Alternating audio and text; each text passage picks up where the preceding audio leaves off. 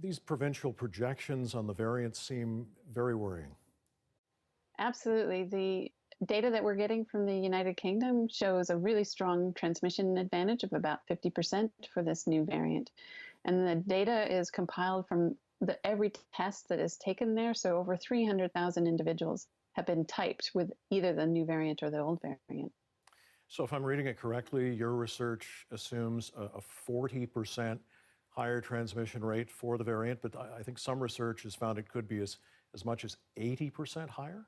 That's right. The confidence intervals are between 40 and 80%. And of course, it depends on exactly what we do and the circumstances, and we don't really know the environments in which this is more transmissible. So for now, we have to just assume that we're going to see a similar sort of between 40 and 80% increase in transmission. And consequently, we have to reduce our interactions and reduce our exposure that much in order to bend the curve once this variant is here. Yeah, well, let's talk about that. I mean, how much more restrictive would the provincial orders need to be based on all those numbers to actually make a difference?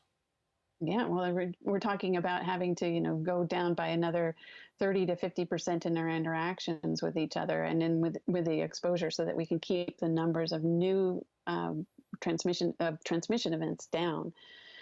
We've bent the curve before. I think that this is doable, but the best possibility is for us to prevent it from spreading within the province, reducing travel, trying to identify those places where there may be cases, and then really isolating those individuals and contacting their contacts and the contacts of their contacts, so that we can put a little barrier around them and prevent spread. So, I mean, if you look at today's numbers, 407 new cases, a chunk of those presumably will be variant cases. Is that the way we're looking at it? And then the fear, the concern that it just continues to escalate? It is hard to tell right now in British Columbia. In Ontario, for sure, there is circulation in the community. Here, many of the cases have been linked to travelers, and the ones that have not, we don't know how widespread they are. So I don't know, it could have just been somebody that had a contact with a traveler, but they never spread it to anybody, then we're fine.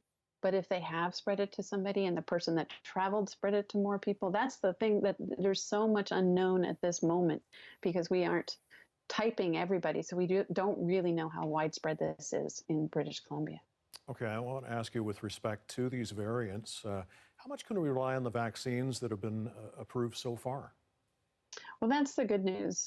So far, there were recent results from Moderna and early results from Pfizer suggesting that people should be just fine with these new variants, with those two RNA viruses. So that's good news. There's a slightly reduced efficacy against the South African virus, but not so far reduced that they're worried about it not working.